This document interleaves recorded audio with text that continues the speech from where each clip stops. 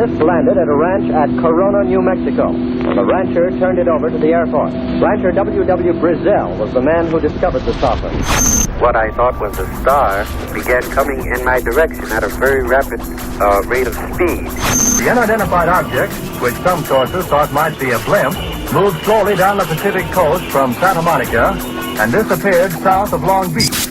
I saw a UFO, and it went down the river, turned right at the United Nations, turned left, and then down the river.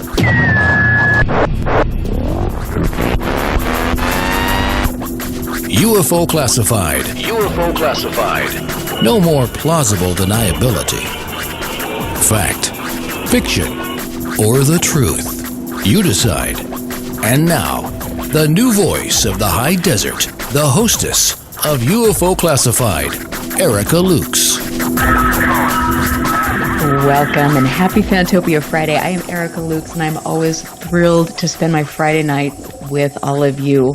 I have people from all over the world sending me messages every week telling me they appreciate the show and they're excited and they want to learn more, and this means the world to me. This is why I'm here. I believe that, well, I know that my audience is incredibly intelligent, thoughtful, very, very ethical, and they really, all of you want to move things forward in a progressive manner.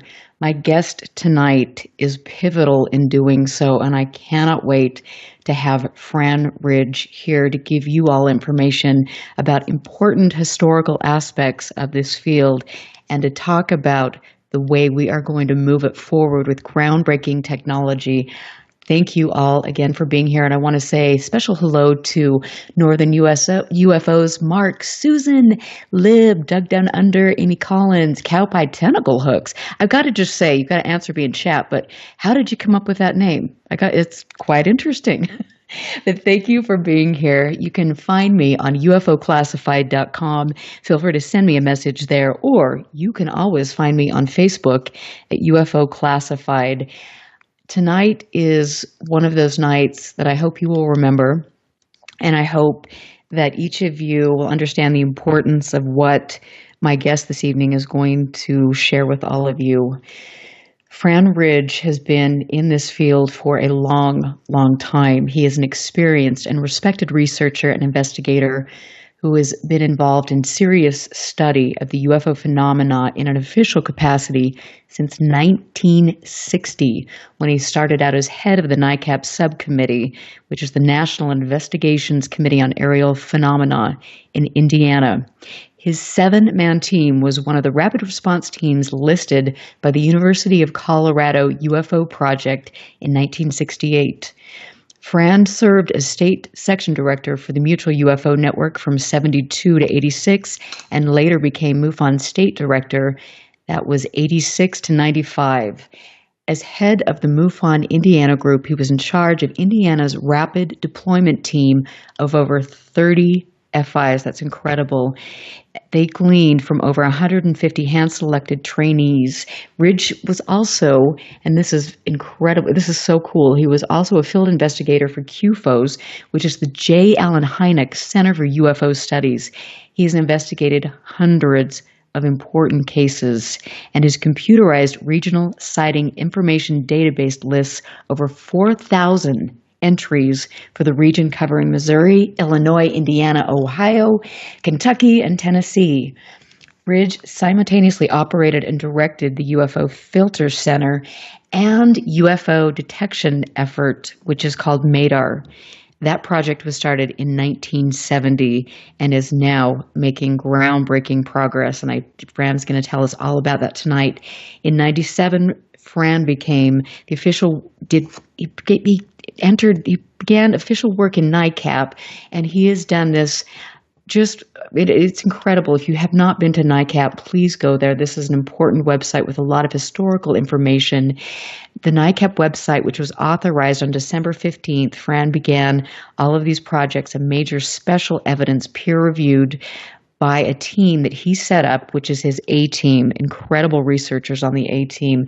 The NICAP site documents evidence for internet use based on materials collected by NICAP.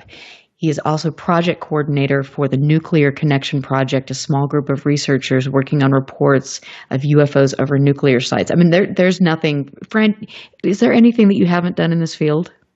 Well, there's so much to do. I mean, when I first got involved with UFOs and gave talks to the local groups, it was very easy to just discuss what that you were aware of, and you looked like an expert because everybody else out there knew nothing. I mean, there was just very few of us, out there in the community, for example. So when you gave a talk, you were the one that knew it all. But since then, it has gotten so complicated, and everybody's had to take a piece of the puzzle and work on it extensively in a certain area. And now it's so complicated, I would have a problem just talking about the UFO field itself. I've just been distracted into doing specific things. But I wanted to make a few announcements to start off this evening. This important and special edition of UFO Classified being aired on November 10th, tonight. This month marks 60 years ago was the great EM wave of 1957. This is one heck of a coincidence. And also wanted to announce that Salt Lake City, the node number 112 is now up and running. And Erica, you might make a comment about that. Can I just tell you, today in my mailbox, I had a special surprise, and I can't even tell you how awesome it was to open that package. I have my own MADAR unit, and now Salt Lake City is on the map, and this is fantastic because Salt Lake, Utah has really interesting things going on, and I really believe that now that I am investigating and I have MADAR, that this is going to help me tremendously, and then we can look at all of the different data coming in all across the country and really make some progress. So thank you so much. Well, with what you're being able to do for us, it was really something that we just had to do. And the third thing I wanted to mention, that makes right now 20 units. Our goal was to have 24 up and running by the end of the year. And right now we have 20 units with 17 online. And it's just a matter of days before the other 3 will be up. So that's going to be pretty cool. We have 1 in Canada and 19 in the United States. The bulk of these are on the eastern quadrant, actually the northeast quadrant. And they're so dense that when you look at the map, and I invite everybody that's capable of doing that, I can't do it tonight because my internet is down, but when you go to madar.site, you'll see the big U.S. map, which covers also Canada and Mexico, and you'll see the conglomeration of the devices on the northeast quadrant, and they're overlapping because the dots are so big. Now, if you go to the upper left and hit the plus sign, you can zoom in, and then you can drag the image to that particular portion and increase the size where they get farther apart. You can actually see how many devices there are in that one small area in New Hampshire and Massachusetts and Connecticut. So it is, we are proceeding very well. I don't know how many people out there are aware of what we went through. We started to produce this idea in September of 2016, and we were 6 months into it when a person that was working with us went rogue with it, and we had to start all over. And in February we did, And it took us another 6 months to redo what we had to do, and it turned out even better. And right now, there's just so much to do. We're finding so many ways to improve and use what we're doing. So it's going to be very exciting. 2018 is going to be very exciting. Yes, it is. And I have to say that this new unit is incredibly well made. I mean, this is slick. This is not a big, I mean, this is the size of a deck of cards. It's a little thicker, obviously, but it is, I mean, it's, you can tell that this thing is durable, and I'm just excited. I'm staring at it right now. Well, the industry has made things so compact. And as you know, a cell phone can do so much, you know, and everybody's taking advantage of all the apps and everything with cell phones. So to have something about that size doing what we're doing right now and being capable of doing, when you look at the Madar 1 and 2, the Madar 2 had several monitors. It had a quad processor. It had cameras, and I forget exactly how many pieces, but it took two small rooms to house everything. And the data that we're getting right now is pretty close to what we had then, only in better. The only thing we don't have right now is we don't have a radiation reading tied into it, but we're right around the corner with that. So. That's incredible. And I just wanted to mention you have your core Madar team, and Rich Vitello, who is the project communications and alert officer, has played a pivotal role. And I have a tremendous amount of respect for Rich. He has done a lot in the field for a long, long time, and he's also been a very close acquaintance and friend of yours as well. Oh yeah, Rich has been with me for quite a few years. I can't even tell you what year it was that we joined efforts. And then as we look back, the years keep getting, you know, farther and farther apart. And we have 5 gentlemen, 4 that Rich brought on board so that we wouldn't have a problem like we had before. Instead of depending on one person, we have 5 tech support people who are very talented. And they're all working with, most of them have jobs and things they have to do, so this is extra work for them, you know. And I'm very proud of them. And we have a conference call every Tuesday night for about an hour, sometimes an hour and a half. And very seldom do we miss one. And those are very productive. And I used to write a report on them the following day, and I've got to the point where I can't even do that because there's just so much going on.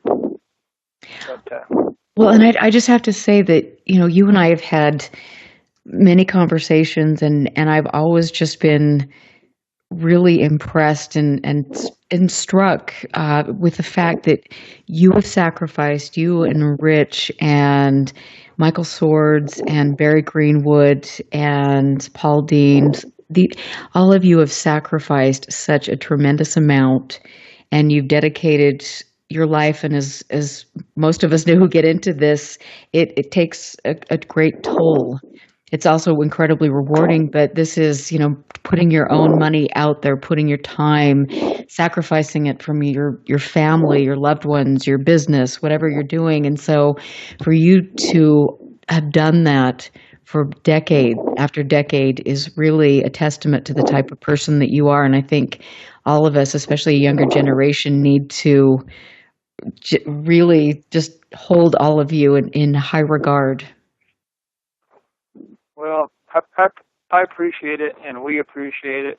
I don't know where the passion comes from that drives us.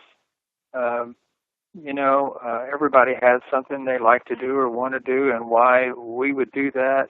I can't take credit for that, but I take advantage of that. And I was involved in as you mentioned earlier at the beginning of the show, doing so many things, and then I wrote a book called Regional Encounters that described all that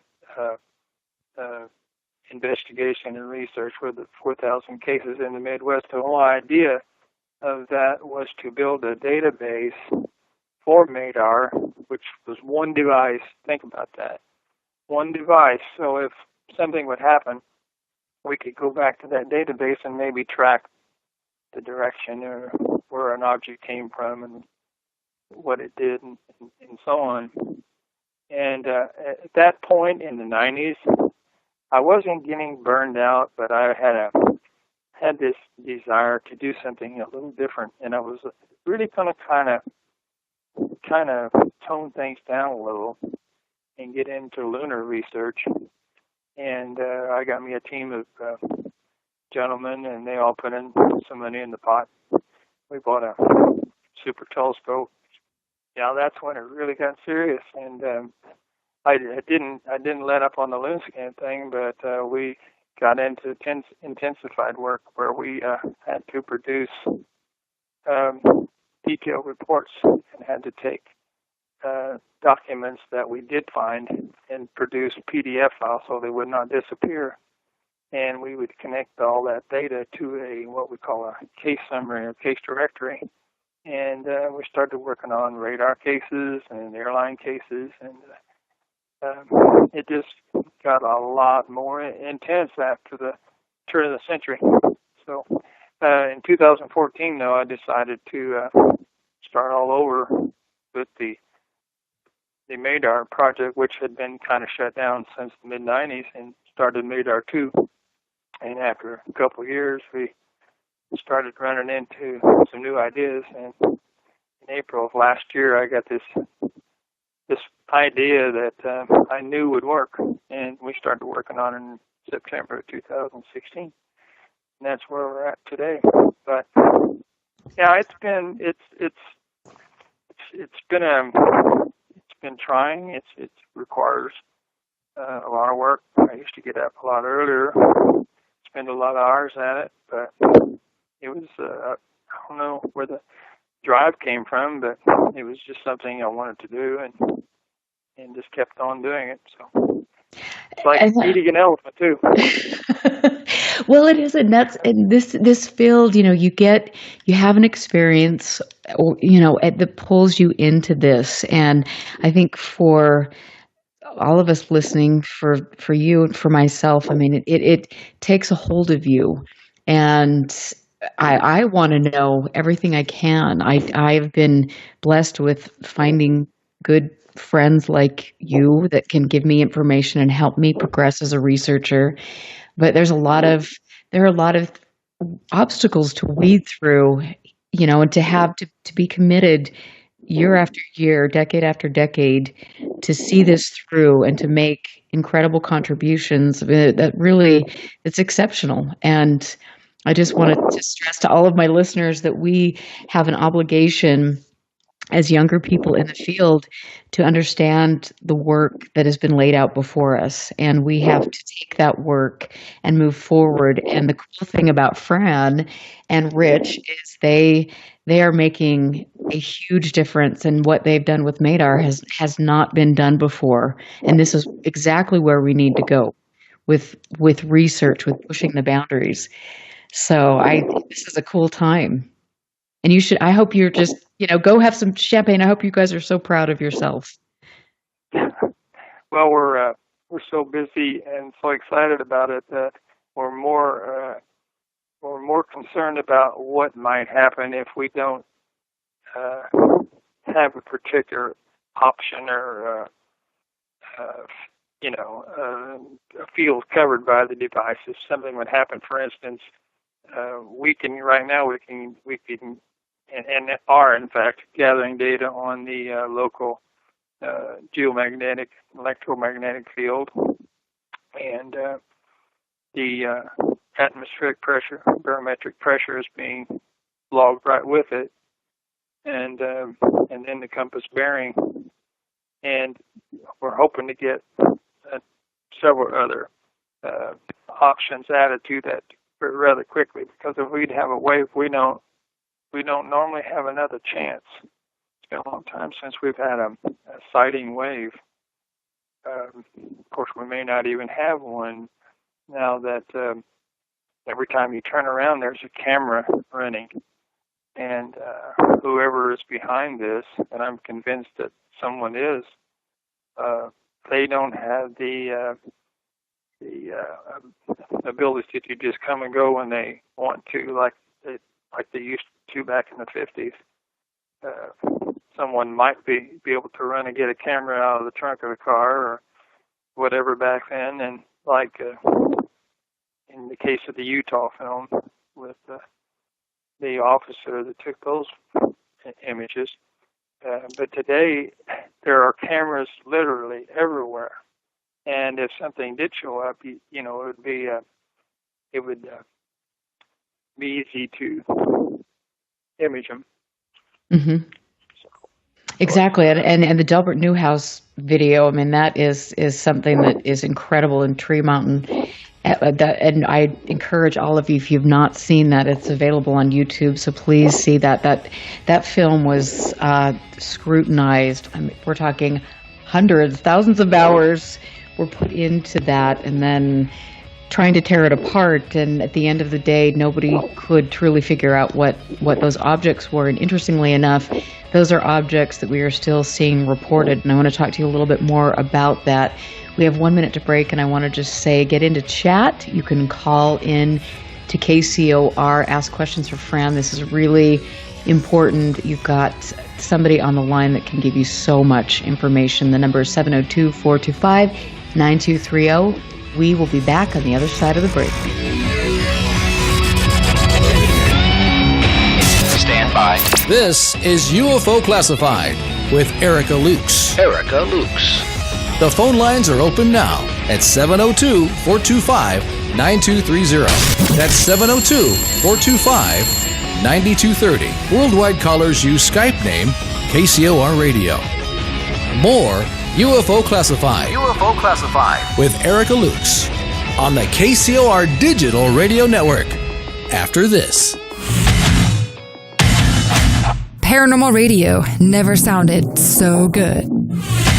Join the hosts of the American Ghost Hunter Show each week as they shoot from the hip without holding back. They're kind of unpredictable, not like the rest of us. Live every Thursday night, 6 p.m. Pacific, 9 p.m. Eastern, right here on the KCOR Digital Radio Network. Come hear some of the hottest authors, investigators, as well as TV and radio personalities from around the world on the American Ghost Hunter Show. Our survival depends upon it. Hauntings, UFOs, cryptos.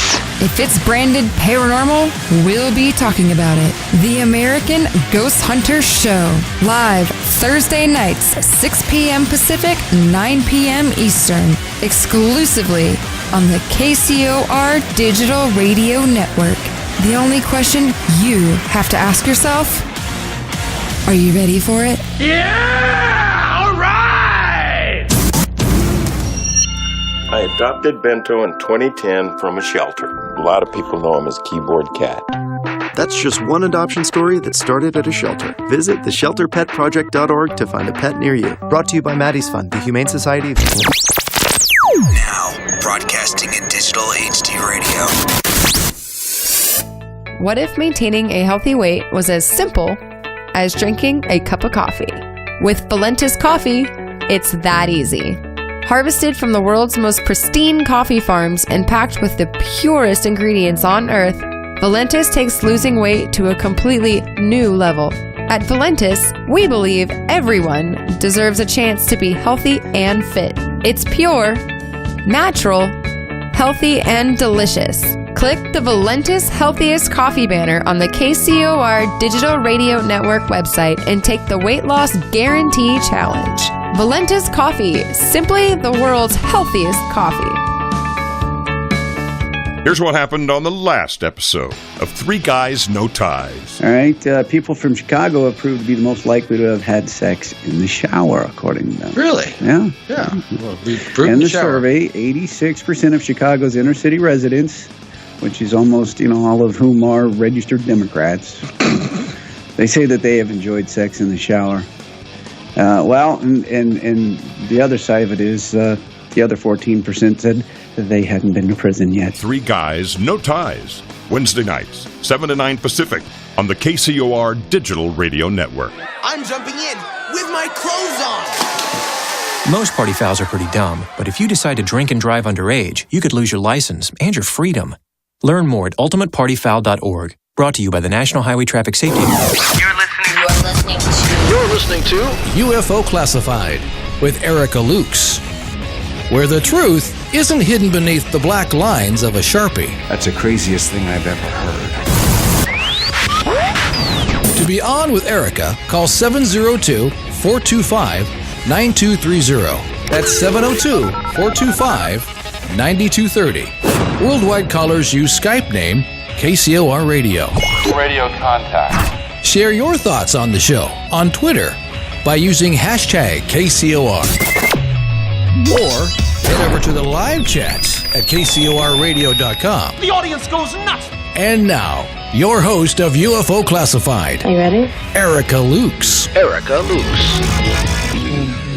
Welcome back and happy Fantopia Friday. I'd like to thank all of my friends, and it is so exciting to see the chat room getting bigger and bigger every week and reaching more people. I know that even if you're not in chat, there are some really special people like Irv who listen every week, and I appreciate you very much. Hoska, all of my friends, it's incredible to me, and I want to just say again how important it is to me that all of you are kind, intelligent, respectful. That is truly a breath of fresh air in the field of ufology, and I know that we can move things forward in a positive manner. I am here with somebody who is an innovator, a groundbreaker, dedicated. He's an experienced and respected researcher, one of the best in the world. Mr. Fran Ridge is here, and he is talking about the multiple anomaly detection and automated recording device, which he's been working on since 1970. This is incredible. It has produced some incredible results. WOW comes to mind, the WOW signal. And we're going to talk a little bit more about what it does and why it is so important and why we all need to get one.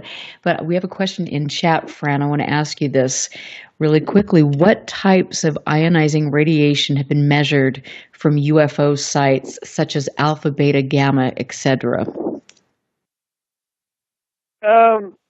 There's not been too many where alpha and beta is recorded, and of course the gamma is the more common, and it can travel longer distances. Your alpha and beta only travel like a sheet of paper would stop a beta particle or alpha particle, and a beta particle would actually travel a little farther than that. But radiation is sort of a disappointing aspect in some ways, but then again, you wouldn't expect someone that's intelligent to be leaving radioactive debris around. So I was always cautious when I ran into something that suggested radiation might have been involved. You would think there'd be something wrong with a power plant or something like that leaking. We had one case in southern Illinois where a boy and his girlfriend were driving home from a drive-in movie and were chased by a UFO in 1963 at Keens, Illinois, pretty close to Wayne City. And the object, when it passed over the car, caused the speedometer to move back and forth, and it was a electronic type speedometer, and the radio crackled and buzzed when the object passed over.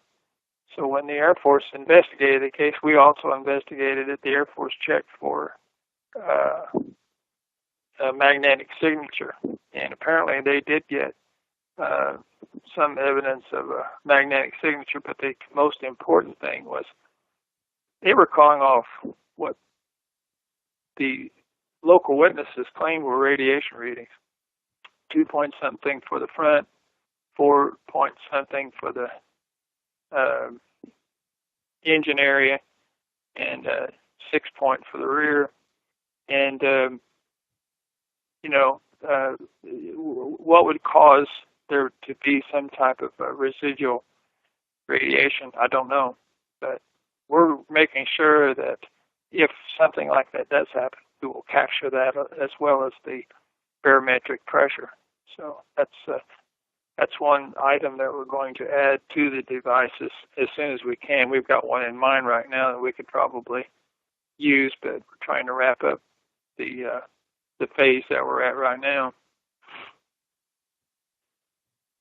So we have another question from Libertas, who's always asked really thoughtful questions. He wants to know, how do the devices work and how far does each one reach? That's the second part of that question. Is probably the most common question that we get. It's interesting because the device doesn't reach out. It's the UFO that's producing the disturbance, and the device is the receiver. It's just the opposite, and that depends again on the energy level of the object. If the object is, turning on a lot of power for some reason, or in some cases it may actually be directing a beam. It's really kind of hard to, at this point, to say what is actually happening. But the 1957 wave, where they were stopping cars around the Levelland, Texas area, it looks like it was deliberate. So it wasn't the fact that they were just flying near the automobiles. It looked like they were putting on some type of a demonstration. And I've often thought if, in some cases, they're trying to disable a car or stop a car so they can perform an abduction. So, in any case, the EM level or the EM field comes from the UFO, and then the device actually picks up that disturbance in the local magnetic field, which is very, very small. And that is so, it's interesting. And I have not, honestly, Fran, I haven't seen so many great and really intelligent questions in the chat room, which this just goes to show you how wonderful the audience is tonight. So this is really, really cool. I also had someone ask, Northern UFOs, how do we get these devices? They just go to the NICAP site and go to the shop page. Just click on the page where they usually buy caps and things like that. And we have the MADAR unit there, and also on the MADAR site, which is NICAP.org/MADAR.htm, and they can go right there and read about it. And there's a couple of pages where they can actually go to PayPal and order it. Pretty easy to do. And the thing that really staggers my mind is the fact that MADAR 1 and MADAR 2 took hundreds and thousands of dollars to develop and put into work, where these simple devices are around $180, and they can do so much. So you just go to the PayPal button and order one. Well, and I think this will be really, really cool because, like Northern UFOs, there's so many people out here who want to play a part in this. And, we all understand that getting involved with organizations who are just looking at kind of the short-sighted end of the thing, sitting behind a computer, investigating one case and closing it. That's not the way we're going to really, truly progress. And we have to have the ability to collect data like you have now with MADAR. We can all do that. And then for me as an investigator, when something hits on MADAR, I can really truly analyze the cases that are coming in at that time. And that just gives so much more importance to each individual case. Something we've always needed an early warning system, and that was the whole idea of MADAR originally, to sound an alarm so that you would know something's going on in your local area, and you could grab whatever equipment you have and people who are part of your team and go out and gather more data. And handheld data is very useful and very important. This device is not actually a field unit yet, but we're trying a couple units out in an effort to develop a field unit. That's one of the reasons why we were hoping that you could, I don't know if you want to announce where you're going to take the device, but all you have to do is unplug the device and write it in the logbook that you've done so, and then take it to the location where you're going and plug in the device and log that off as well. Now, the data will show an interruption in the signal and an interruption in the data feed. So it pretty well explains, but it doesn't, of course, know exactly where it is at. We program them before they go out. We know the coordinates, the latitude and longitude, where the device is going to go, but it doesn't know that it's going to be moved to a location 5 miles away or 100 miles away. But eventually, and I thought about this, eventually we could put a chip in there with the GPS, and the latitude and longitude that is changing constantly would be substituted in where we normally put in the latitude and longitude, and it would track the device, almost like UPS track their shipping, and it would know where it's at. So, got a lot of ideas. Well, see, and that's really cool, because for me, I just got back from Hessdalen, Norway. I've been to several active locations, and my goal is doing field research and having the ability to take this unit, unplug it, and then go to a location where there has been, decades of historical reports of phenomena, getting it in there, getting readings. I think that's going to be really an incredible tool as an investigator. Oh, yeah. I want to point out, though, since we're not really at the field unit stage, first of all, building a power supply for that would be simple. But you would have to store the data on the hard drive, which it does anyway. And then when you got to a location where you could Wi-Fi it in or plug it into your router, then it would feed it to the server. So it'd be an interruption in the data, but it would be complete when all the data is transmitted to the server. So it's going to happen. It's really going to happen. Another thing I want to point out is when you were at Hessdalen, if you would have had a device there, instead of taking the people away from the North American map, there's a lot of ocean space to the left and right that we could use. We could put a dot there. Mm-hmm. And we know that node number, in fact, we could identify it maybe with a different number too, a different type of number. But you could put that location at least be on the map or below the map, and we would be reading what's going on in other parts of the world. But eventually, those parts of the world will be under scrutiny, like we're watching in the United States right now. That's really important, and I look forward to the challenge of trying to get these in specific areas like Hessdalen and other places in the United States. I have a couple more questions. Do you maintain a contact list for those that have the devices? Yes. As soon as they get on board, they receive an introductory and welcome aboard letter. And we put them on what we call a device list, so that just the people that have the devices get particular communications and can communicate back and forth. Also put them on the bigger MADAR list, which is around 45 people. And, of course, most of those don't have devices. So, yeah, that way everybody can sort of chip in and have some comments, criticisms. And at the same time, a lot of the people on the Madar list might decide, well, it's time for me to get on board.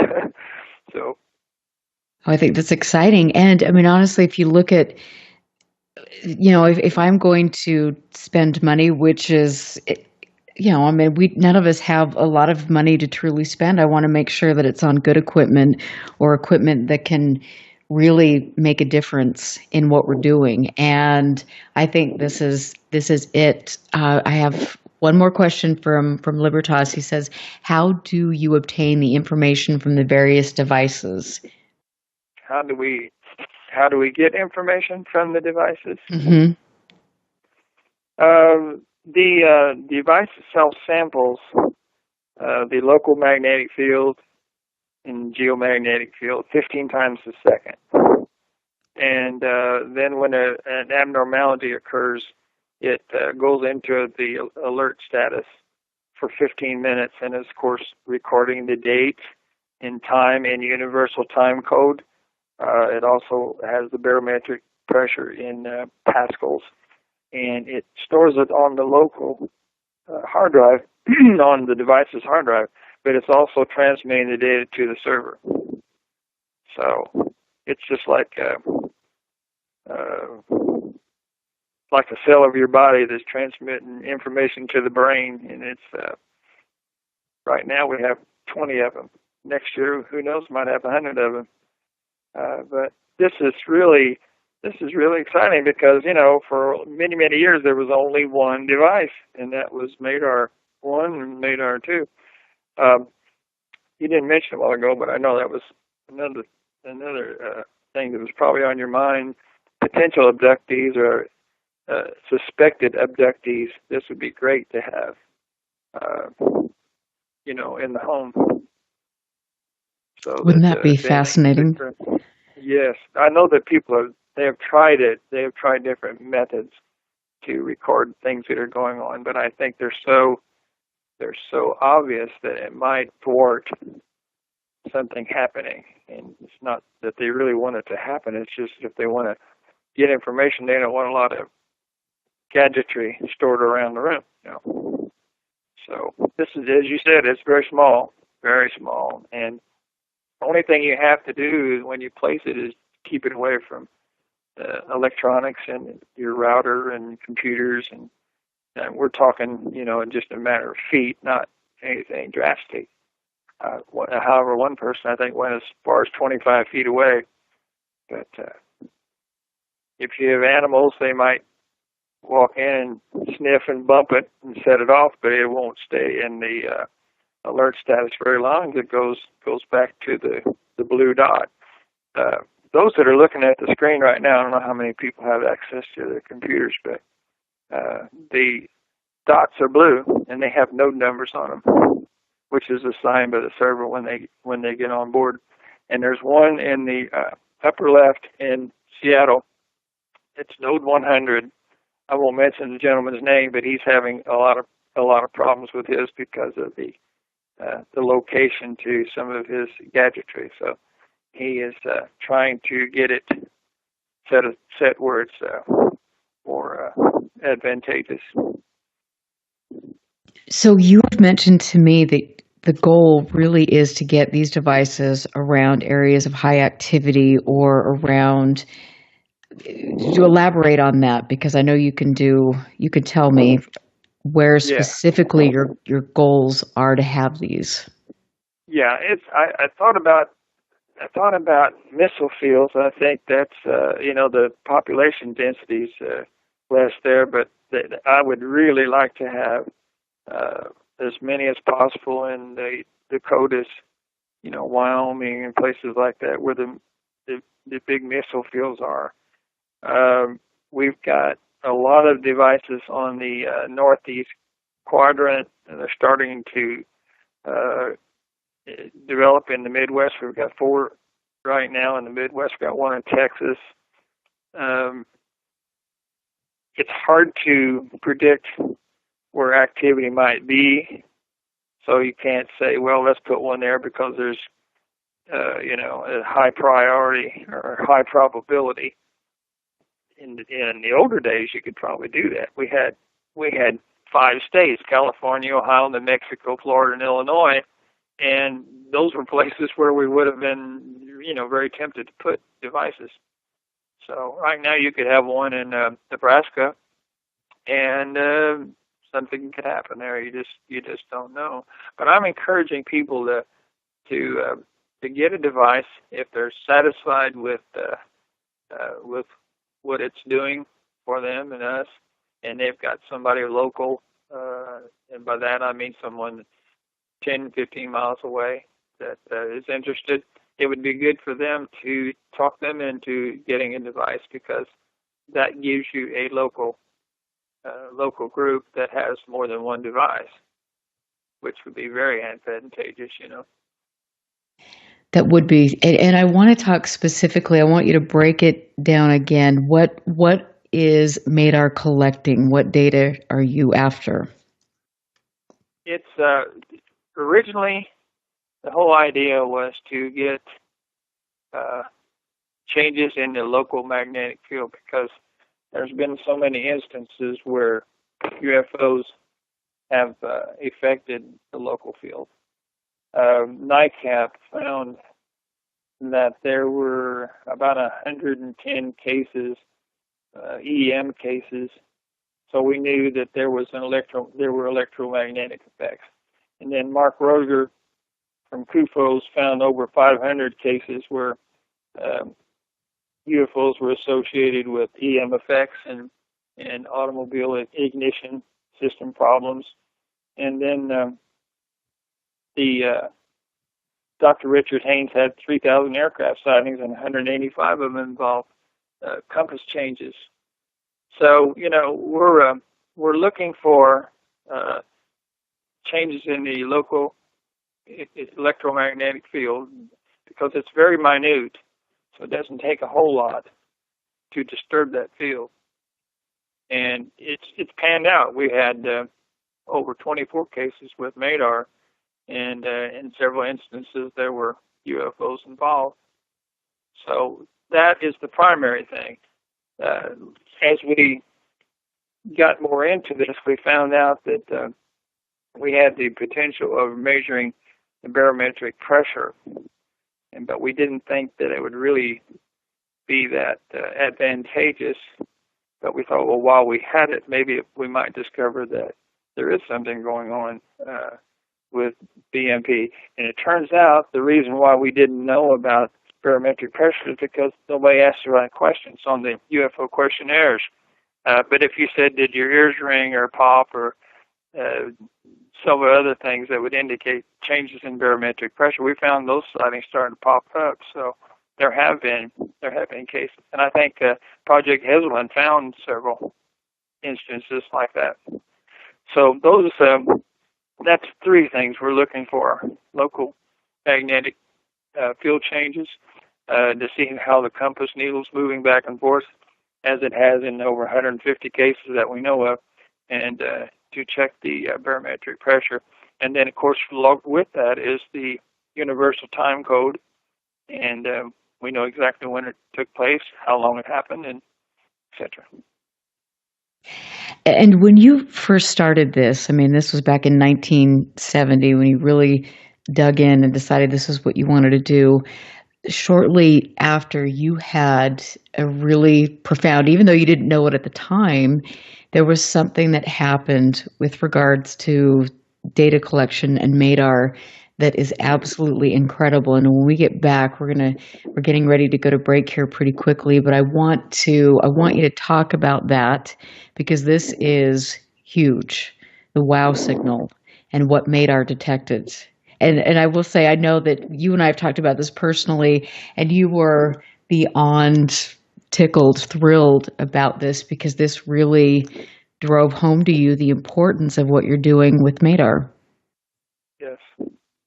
And I love it. And I know, and I've got a couple people in the chat room that they will be ordering these devices tonight. And I can't wait, because we keep in close communication, and I think this is going to be a very great effort for all of us to really get in there, do field research, and then to look at the data that Madar is collecting, and I'm so thrilled, that you're my friend and mentor, and I can learn from you, and that you have dedicated your life to really making a difference and pushing things forward. So I want to say, please get into the chat room, ask questions. We're going to get ready to take our longer break. But again, I'm Erica Lukes. I'm here with Francis Ridge. And, thank you for supporting me. We will catch you on the other side of the break. Listen very carefully. This is Houston. Say again, please. Houston, we've had a problem. This is UFO Classified, live every Friday night, 4 p.m. Pacific, 7 p.m. Eastern, exclusively on the KCOR Digital Radio Network. The truth is out there, just waiting to be discovered. And now, if you will, accompany me on a journey to the future. For more information on the host of UFO Classified, Erica Lukes, upcoming guests, as well as links to the past shows, visit her website at ufoclassified.com. UFO Classified. UFO Classified. This is KCOR Las Vegas, home of the Digital Radio Network, broadcasting from a shack just south of Area 51. Wait, that doesn't exist. This is the KCOR Digital Radio Network. Now for the news. Now, broadcasting in digital HD radio. The disc landed at a ranch at Corona, New Mexico. The rancher turned it over to the Air Force. Rancher W.W. Brazil was the man who discovered the saucer. What I thought was a star began coming in my direction at a very rapid rate of speed. The unidentified object, which some sources thought might be a blimp, moved slowly down the Pacific coast from Santa Monica and disappeared south of Long Beach. I saw a UFO, and it went down the river, turned right at the United Nations, turned left, and then down the river.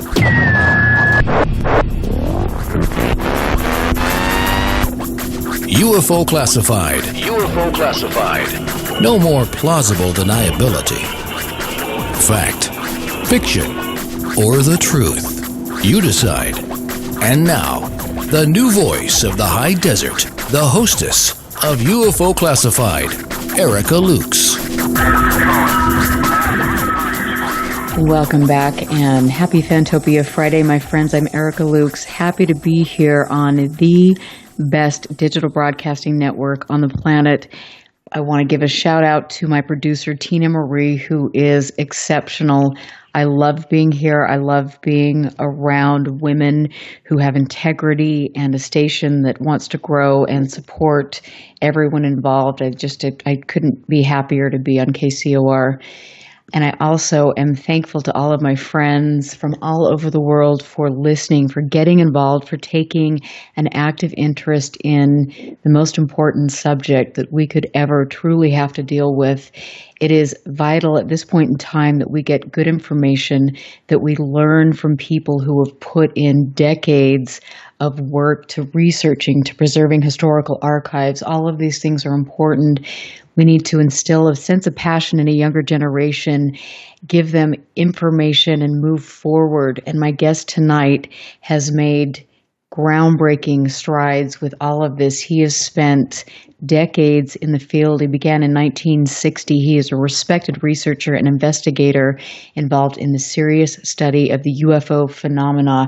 I am here with Mr. Fran Ridge, and he is talking about something that is exciting. I got my Madar unit today, so now Salt Lake is on the Madar map. And Fran, first of all, congratulations. I know you've worked so hard on this for decades, and I honestly, to get this and to open the envelope and to have it and to hook it up and all of these things, it's special for me to be involved in this. Well, I gotta say this. I mean, I came up with the idea, but without the team of special advisors that I have, I could never have done it. I could never have done it. So I owe them. I'm really indebted to them.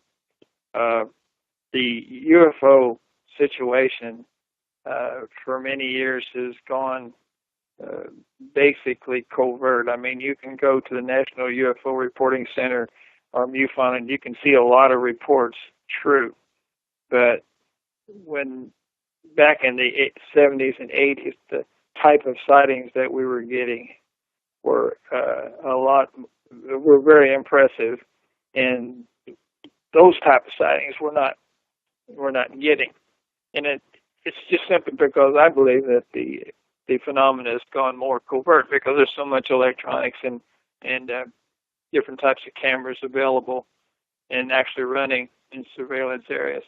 So what we're trying to do is eliminate them, betray their presence with MADAR. And I got a feeling this is going to be very interesting in the years ahead. So I'm encouraging everybody to, if they can, take part in this project. I don't think you'll be disappointed. Well, and I agree too. I mean, we've kind of reached a place. Again, you and I have talked about this, a stagnant place in the field of quote unquote ufology, which, we could go on about that, but we've unfortunately been spinning our wheels for a long time, and we are so focused on one single case and proving that beyond a shadow of a doubt that we are missing all of the data. And, I don't know whether that's just short-sightedness on the part of people that are looking into this, but you and I both know that it's critical that we stop that because we have enough data. We know that this is real. We know that it's happening. So how do we progress beyond that? And to me, using a device like MADAR is a really great step to achieving our goals. Yes, as I mentioned too the other day, progress comes from doing things differently, and if you continue to do things the same way, you'll get the same results. And even though we're all convinced that something's going on, we're determined to find out not what happened, but what happened 10 years ago or 20 years ago or a year ago. We want to know what's happening right now. So we're in a position now. We can't afford radar, but we can sure go a little different route and try to give everybody an early warning, so possibly they could go out and get more data. Now, we didn't mention a while ago how you're alerted. The way it's set up, you will receive a email that tells the operator that something occurred. So you've got a written, documented report, which is very important because if you just receive that text message, you might lose that, or you might, not notice it. So we're working on the text messaging idea as well. It's just right around the corner because right now we're trying to figure out how to do both at the same time, and our tech support people are convinced that it can be done, and that's what we're striving for. So if you receive the alert, then you can do like we did with MADAR 1 and 2. You instead of an alarm or siren going off, you get a text message on your cell phone, and then you, of course, if you've been on a business trip or something and you're 100 miles from home, you at least know that the device went off, and then you can go back and check your data to see what actually transpired. So the operators will also be able to go in and look at the data over a long period. I don't know how far back we can do this. You can punch in on there how many lines of data you want to look at, but most of it will be stored on the server, so it doesn't get lost. It's just how much do you want to have right on the device. But and that's incredible. And I want to go back to, because I mentioned before we went to the break, about the wow signal and the significance of what happened. Can you explain that event or describe that to our listeners? Because this is really, really cool. I still haven't gotten over it. Some people would probably not believe that it was actually 32 years before I found out what happened. but because that sounds like a good way to create a hoax. But it was 1977, and there were a number of MADAR detections that summer. There were 7 between the beginning of July and the middle of August. And in one instance, there were sightings 50 miles south and 50 miles northwest of the area at the time the device went off. I found this out from the local police department. They were picking up radio calls. So we know UFOs were being reported. Nothing really dramatic. And I actually didn't think that we were going to get anything of importance, because by the time we had 7 instances, and the last one was like, in the wee hours, on August the 15th, and the alarm went off, and I simply shut off the siren and let the recorders record the data. And when we played the data back, it was a disturbance that lasted 3 minutes and 29 seconds. It was an 18 pulse disturbance, and the radiation doubled. And back then, a double radiation reading was considered important. Now they've raised it. I guess there's so much radiation in the air, they had to change the standard, so it's now 2.5. So anyway, that was interesting to know that 2 different ways, radiation and EM, in total different ways, were showing an abnormality. But for years, that's the way it stayed. It just laid there that way.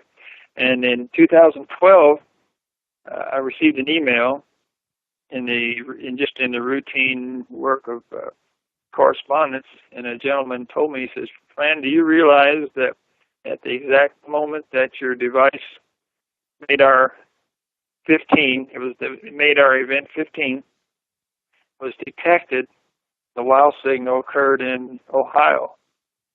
And it just blew my mind. Here we are, 310 miles away from one of the big ears for listening for signals from space. And Jerry Eman he was like me. He wasn't aware that anything had happened till the next morning when he was looking at the charts. And he saw that the WOW signal, or that the signal had happened in that in those 50 channels of the sodium or hydrogen. And he wrote WOW on the chart. It became worldwide news. Unfortunately, I wasn't aware of it. And even if I had seen it on the news the next day, I don't know if I would have placed any significance or any connection because of the distance and all. But for that to have happened at the same time, something big was going on. There's no doubt in my mind. And I haven't gotten over it yet. And that is so incredible. And I think just to have these conversations, these kind of conversations with you, and to hear you talk about this, it gives me the goosebumps just to know that you have been so dedicated to do this, and then this happened, and this confirms everything that you've worked for. That's huge. Very disappointing too, because I wanted to call Jerry Eman and tell him what had happened, and just to see if he would be interested in comparing notes. But in the process of calling someone, you have to explain who you are, because they're going to want to know something. They don't want some crackpot just calling them. So in the process of identifying yourself, they're going to know that you're connected with the UFO and don't want to talk to you. So what happened was the conversation never took place. And I don't know if the man's still alive or not, but I would still love to talk to him about it, because he was wanting, and they were wanting to see if they could pick up a signal from space that might show some form of intelligence, and they were waiting on that to happen. And when the Ozma signal came in, of course, it was logged, and that's as far as it went. And if they thought that there was a connection, they would have to say, what does this mean, you know? And I'm sure it meant something, because over 310 miles, you had several different ways something was going on that affected readings without, you know, doing what would ordinarily be obvious to everybody, and then that would have been way too much. That would be almost like a coronal mass ejection. Then they could say, well, that was a natural phenomenon. So this was so selective that something was going on. And the interesting thing about it, within months, Close Encounters of the Third Kind came out. And Annette, I will just say that I just saw the re-release of Close Encounters, and that now that I'm watching that, you know, how many years later, it was incredible to see, you know, the orange spheres, everything that happened, and Steven Spielberg just, I think, nailed a lot of different aspects of that. But wow, and you've lived through all of this. That's what is incredible to me. I was telling you the other day that people read books and they learn all about UFOs, and they become somewhat an expert if they read and study hard enough, and then they can also get involved with a research group and do serious investigation and look people in the eye and hear what they have to say, and they become aware that something really is going on. But you add one thing to that. If something happens to them, then it's very difficult for them to turn away. And I've had things happen to me.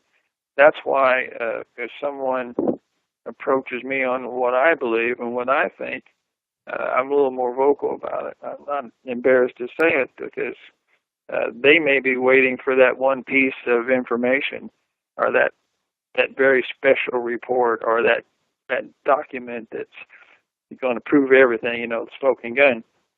I don't have to wait on that. I know that probably they'll eventually find it. But when things have happened to me that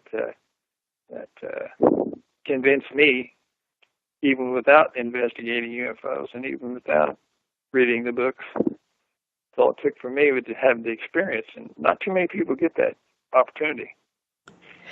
They don't, but I think you bring up a really important point. We see a lot of infighting in the UFO community, and I think we've got this diehard faction that is preaching the scientific method, which, of course, yes, this is important. This is how we gather information and move things forward. But at the same point in time, that is also what's holding us back.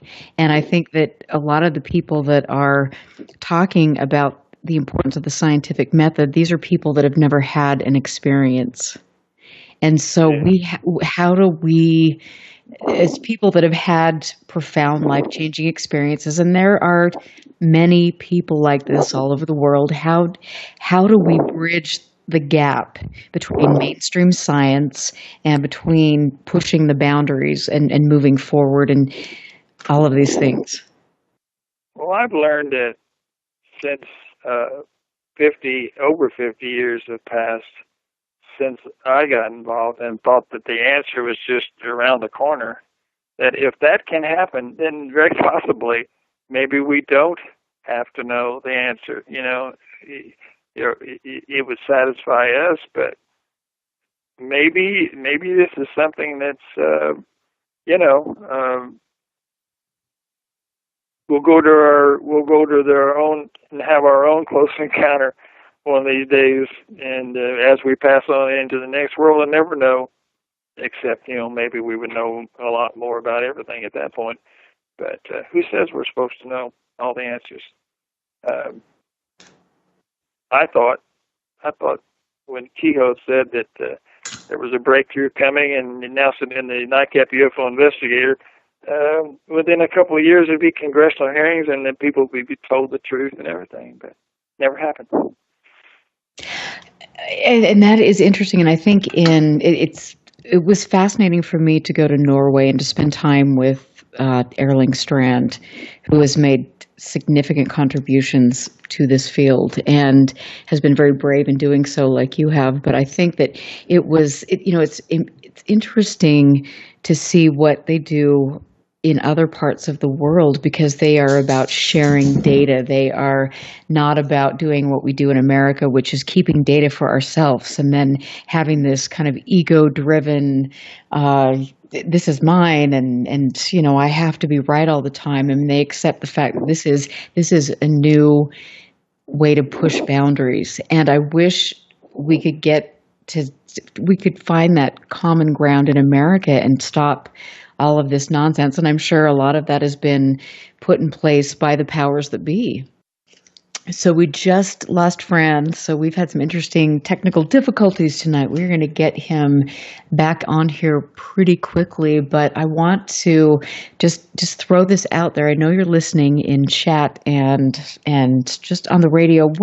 How do you feel we could make ufology, make this subject in America more palatable, and how could we get the importance of this work in America put forward, and how do we stop all of this dysfunctional nonsense going on in the field? I think these are questions we need to ask. And then when we bring that up, I see Tom DeLong and his name coming up in chat, and now we've got a whole new game going on here. So we've got Tom DeLong making the big announcement that To the Stars Academy is here, and he has several key players from the CIA, the NSA, that are involved with this organization, and their goal is to harness the technologies and to use that to help mankind. It is also, I think, very critical right now to understand that we have different things going on, different dynamics, and even though Fran isn't back in here, I'm going to talk about this because this is important. We have many, many different things going on right now, and I believe that I've watched the sentiment in the field, and people don't understand the importance of what Tom DeLong has done. And I believe that we absolutely need to sit back and look at this. This is not about the money. This is about something much more significant. You look at the people that are involved in the DeLong project, and we also have to sit back and wonder what is the game? Why are they doing this? What are they going to do with the technology and the information? And is the true goal to push the sort of evil alien agenda on a younger generation? I don't know. I would love to have Tom DeLong on the show.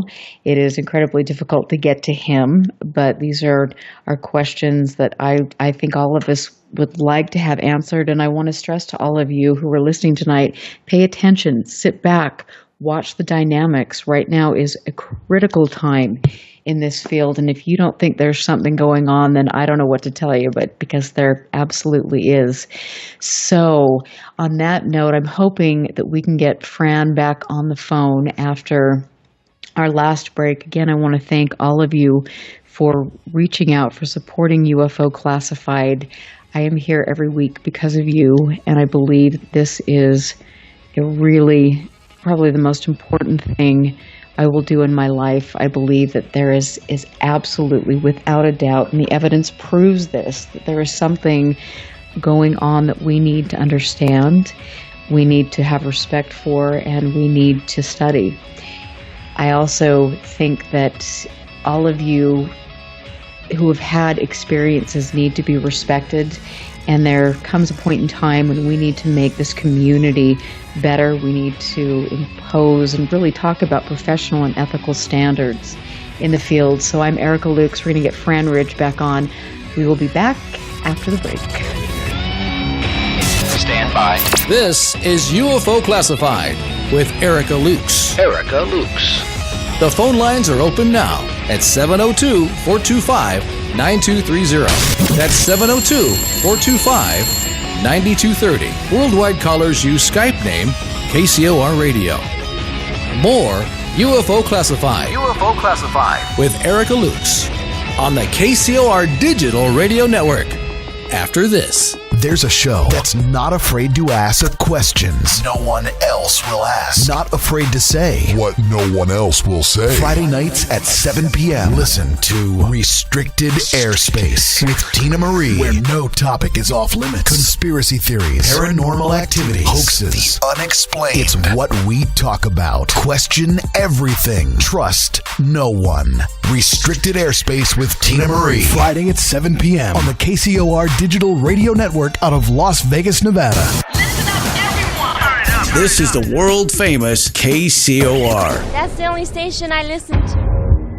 Alien Deceptions, a suspenseful sci-fi romance thriller by Tina Marie, featuring the tantalizing Erica Jones and the mysterious Russell Hamilton. An out-of-this-world book of fiction based on years of document facts and files the government does not want you to know about. At least, not yet. Alien Deceptions by Tina Marie. Available now at Amazon.com or get a signed copy at TinaMarieEntertainment.com. Get your copy now. That's good. Turn your radio up. I love it. All the music I want to hear. This is my station. Friday night, 9 p.m. Pacific. Jump onto the Celestial Highway and travel at the speed of light. Into hyperspace. Hyperspace. Hosted by Solaris Blue Raven. She navigates you through the cosmic tides of mysticism into the world of covert technology, UFOs, mystical sciences, and the world of unforeseen forces. You get to really sort of enjoy a bizarre ride. Listen live, Friday night, 9 p.m. Pacific, for Hyperspace, the one show that blows the whistle off our government black ops projects. Hyperspace, hosted by Solaris Blue Raven. Exclusively on the KCOR Digital Radio Network. Want to take a ride?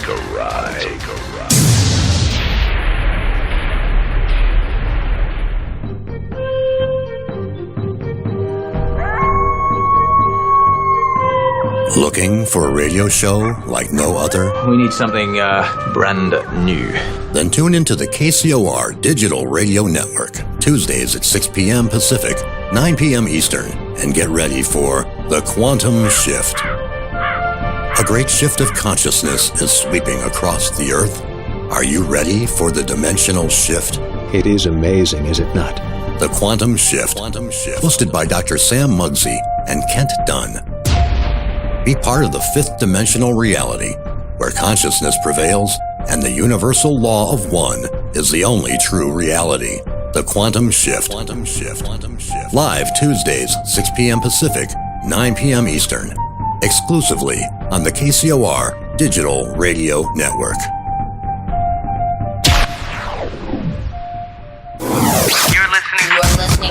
You're listening to UFO Classified with Erica Lukes, where the truth isn't hidden beneath the black lines of a Sharpie. That's the craziest thing I've ever heard.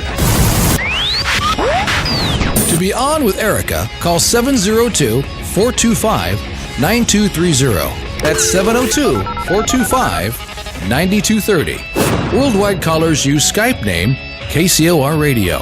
Radio contact. Share your thoughts on the show on Twitter by using hashtag KCOR. Or head over to the live chats at KCORradio.com. The audience goes nuts. And now, your host of UFO Classified. Are you ready? Erica Lukes. Welcome back, and thank you for spending Friday evening with me and Fran Ridge. This is a truly groundbreaking show, and I hope that all of you will download this after and listen to it so you can get the fine details of what we've been talking about tonight. Fran Ridge is the project director and innovator, and he's been that since 1960. He was a NICAP subcommittee chairman and field investigator. He has spent a lot of time doing historical research, getting out in the field, and developing, most importantly, MADAR, which is the Multiple Anomaly Detection and Automated Recording System.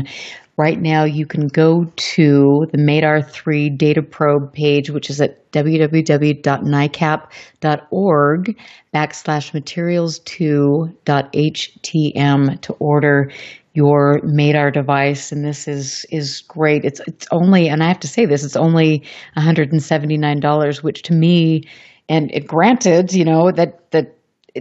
is an investment, but if I'm going to put money into something, I would much rather, instead of subscribing to a monthly newsletter or doing things like that, I would rather do it where I was making a really significant contribution. And to me, this is it. So Fran, welcome back. Congratulations on all of your hard work and MADAR-3. I have my unit here, which you so graciously sent me, you and Rich, and all of the people working on MADAR, and I can't wait to see what results we will get here in Utah.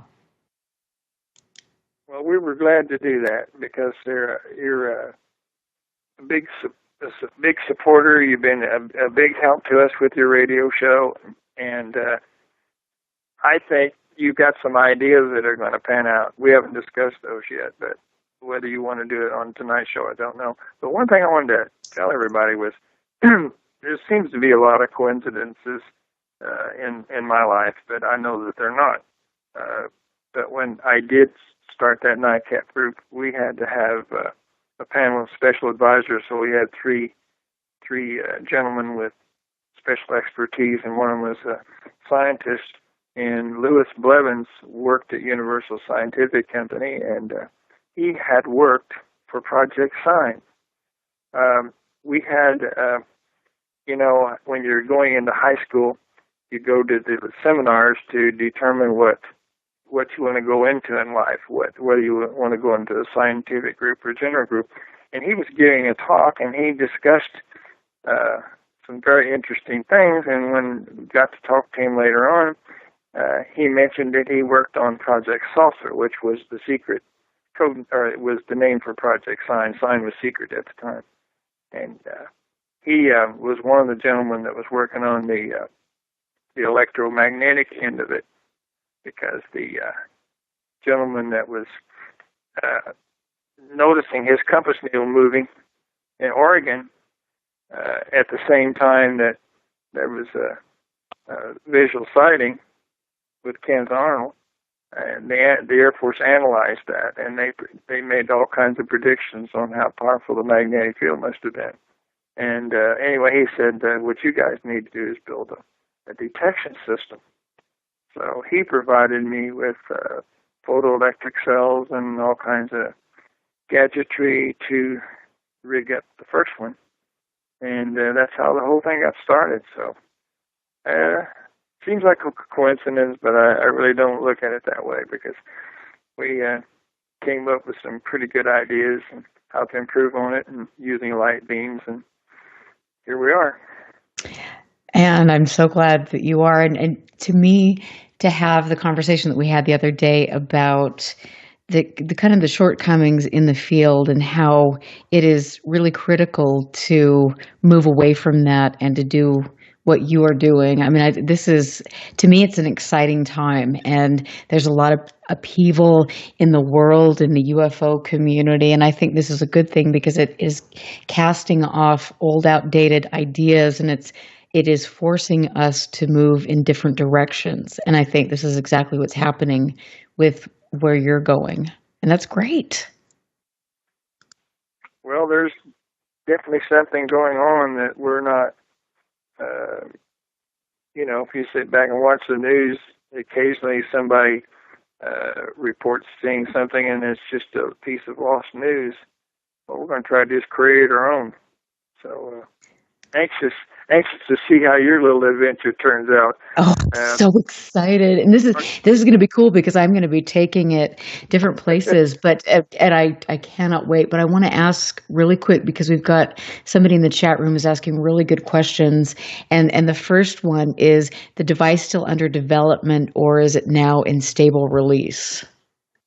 Well, it's stable release, but we're learning how to do more with the data. And there's certain aspects of it that's still, prototype. I suspect within the next 6 to 8 weeks we will have the system operating the way we had intended in the white paper. And right now it's actually doing more than we thought it would ever do. But the plans on that we had devised originally, we hope to have fully functional, and then it's a simple add-on process because we have what we think might be somewhere in the neighborhood of $100 or maybe $75. We don't know exactly how much it'll be, but a Geiger counter that you can add to that, and then we'll have the full cycle similar to the Madar 1 and Madar 2, where we had radiation readings as well. One thing that the operators can do, if they've got an extra computer or they can use their Windows, they can go to the radiation lab's radiation site, and they have a map as well, and they can have a map on 2 different screens, or you could rig it up where you could see both screens, but you can see the radiation readings.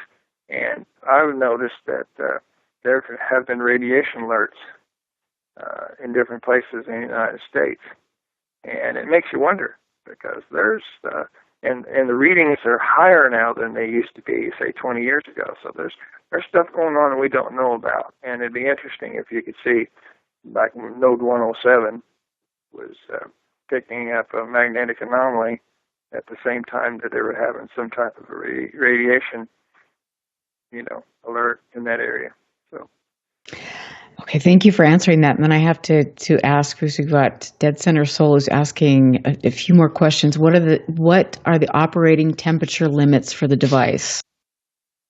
Well, I don't think you would have a problem unless you're wanting to put it in a place where the temperature would be very, very high. Not too sure what they meant by the question. It runs at a pretty normal low temperature. It has a way of cooling itself right now. We haven't had any that overheated so far. There's actually a heat sink that you can put with it if we thought it was going to be problematic, but we don't think that there's any problem there. It's just a question of where to put it away from a lot of metal. When we moved, we were hauling material back and forth on a 2-wheel truck, and file cabinet went by the door and then actually set the device off, But most of the time, the inverse square of the distance will protect you on metal objects, but you want to keep it away from heavy electronics, Okay, and then another question, which you and I both talked about, is are the instrument data necessarily uploaded to the Madar server, or can they be confined to local storage if the measurement context and location are sensitive? Read that back to me again. I'm not too sure I understood that. So is the data uploaded automatically to the Madar server, or can they be confined to local storage if this is a sensitive location? Oh, well, it's stored on the device and sent to the server at the same time, and then of course the device doesn't hold as much as the server does.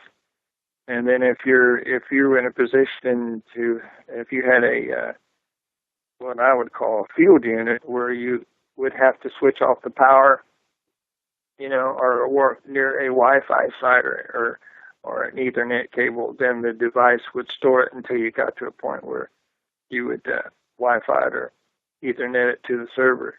So there might be an interruption where it receives it at the server, but the data is still being collected by the device.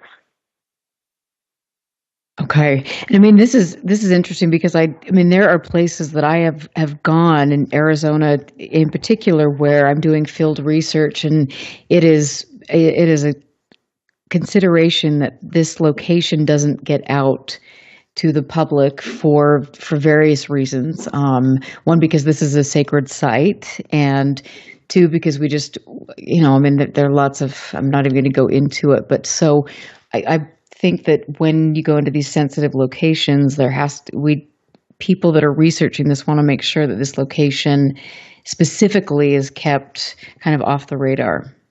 Oh, yes. Actually, no one would notice that, for instance, the reading would still be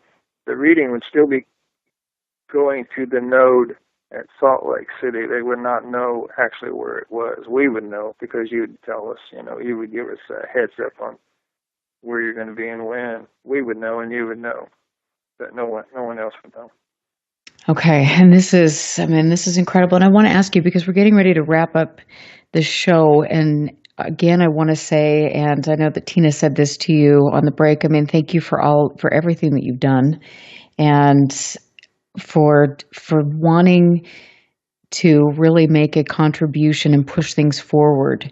And I think that, we see people that have been in this field for a long, long time, and I mean, you lose your luster, and you have not done that. I mean, you are so fired up about MADAR and the direction this is going, and the fact that this really is a game changer. I love that. And I also think it's very cool to talk to you and have you talk about your personal experiences and how this is, nobody can argue with you about what you have experienced. Well, in a way, I consider it a little selfish on my part because if, for instance, if I had to buy 20 devices and find somebody that would operate them, that would be worth it to me. But here I have people that are willing to do it on their own, so it's very interesting and exciting that we're able to do that because there's no limit how many devices that will actually be out there. And friends will be putting devices in, some of their friends' locations, and it will sort of, be like a grassroots thing and develop slowly but surely. But I feel kind of selfish in a way. I'm compelled to do it, and I've always wanted to do something different anyway. So I'm very optimistic about it. I really think that we're going to discover some new avenues. So, with all of your experiences, I mean, what you have been in this, you've researched, you've seen the waves come and go, and the people come and go. What are the constants in your world with regard to this research? What are the constants? So, what are the things that you feel that are most profound? What are things that like when you started researching this decades ago, what are the things that haven't changed for you as far as what this is, or have they? Actually, in my case, I haven't gone from a believer to a disbeliever, or one that's demanding more. And I guess you understand it more than the others because I've told you a lot of things that's happened to me. But I'm convinced that this is an ongoing thing, and that it hasn't just started in the last 40 or 50 years. It probably started long before that. But whatever it is real. It involves us. I'm hoping it is for our benefit as well. I kind of feel like if it wasn't, the outcome would have been a lot different already. It's almost as if someone does have an interest and also the desire not to create, a problem like you would see it in a Hollywood movie. It's sort of refreshing that way, but it's agonizing that we're human beings and we want to know the answer. We want to know. We see a lot of people that we talk to and express the same ideas, and they're no longer with us, and they never lived to see it. So my father was that way. He was a disbeliever at first, and then he was convinced by my the events that happened to me. And one day he said, "Well, what are you going to do about it?" Well, I did. I did something, and it was something that was subtle at first and got more complicated as the years went on. But he never got to see the answer. So, and it's also I did. you will, and we have Becky on the line, and she's been patiently holding. So I want to bring Becky on really quickly to ask you the final question for the evening. Yeah. Hello there. Hello. Becky, you are so patient. Thank you. Oh, no problem, Erica. Love your show. Keep up the good work. Thank you. Fran, when you were on with Erica last time, you mentioned a photographic technique where we can detect Faraday rotation. Is there a website where we can see examples of that? I got some unusual effects, but I didn't know if maybe I just had an out-of-focus light or if I got something unusual. Yeah, well, the only mention of it on the NICAP site is in the case by Wells Allen Webb, and but it blew me away because he noticed there were concentric circles, waves of polarization when he had the glasses on, but when he took the glasses off, there were no rings, and that just amazed me. And I'm thinking, of course, somebody can make this up, but this guy was a scientist, and I believed him, and I thought, well, how many other times has people had the opportunity where all they had to do was put on a pair of Polaroid glasses and detect these lines of polarization? So they're trying to do that with cameras now, so that when the detectors go off, it will, take the pictures and show the Faraday rings. But, I've always been against the camera and a detector because when the detector goes off and it turns on a circuit, there's so many different places that the camera could be aiming and different times of the day. And then, of course, you have to have the camera protected, and it's usually covered by a dirty bubble. And you go out and inspect it in the middle of nowhere, and it just doesn't work. It's just not going to work. Okay. Well, thank you very much. Thank you so much for calling in. That's an incredible question. Thank you. And thanks for supporting the show. So, Fran, this is what I am telling you about, like, my audience. I mean, they are incredible. Oh, yeah. That was a great question. I know. Most people would probably not pay any attention to that type of sighting, but that was an amazing sighting. In fact, it was discussed during the hearings before the House Committee on Science and Astronautics. It was one of the things that was brought out. Of course, they didn't pay much attention to it, but it was one of the cases brought to the hearings. And this is the thing. There are so many people out here who don't get kind of caught up in quote-unquote ufology, but are really dedicated and thoughtful and respectful. And I love that, because just looking in chat or having, Becky call in, I mean, they ask questions that are really important. And if all of us could use all that, all of our ingenuity and just moving forward, we could make great contributions. So this has to be very cool and empowering for you. Well, this is a situation where somebody who bought a device can come up with a great idea, or may have an incident occur where they get the kind of evidence everybody's been searching for. It doesn't require someone manning a military site or a scientific outpost. It's just a lot of us normal people out there with simple devices that can really change things, and no telling where this is going to go. Well, I have no doubt that this is going to go somewhere incredible because, like I said, for me, as an investigator here in Utah, I can look at the data from MADAR and then I can look at different case reports coming in and have a little bit better of a handle. And I think this is going to really be critical, especially when I'm out doing field research. So I love it. This is so cool, Fran. And I'd want to, again, mention Rich because he is incredible, kind, and I would love to get him on the show. I told him, and you've got to tell him he needs to come on the show because he's got so much information to share. Yeah, and I'm sure we will be doing that. But I was going to say, can you imagine what it's going to be like when we talk a year from now? But I'm sure that we're going to be talking more often than that. I'm just as confident as that as I can be because we're going to be doing so much more with what we've got. And I already know about a lot of the ideas, and they just blow my mind to think that this is just around the corner, you know.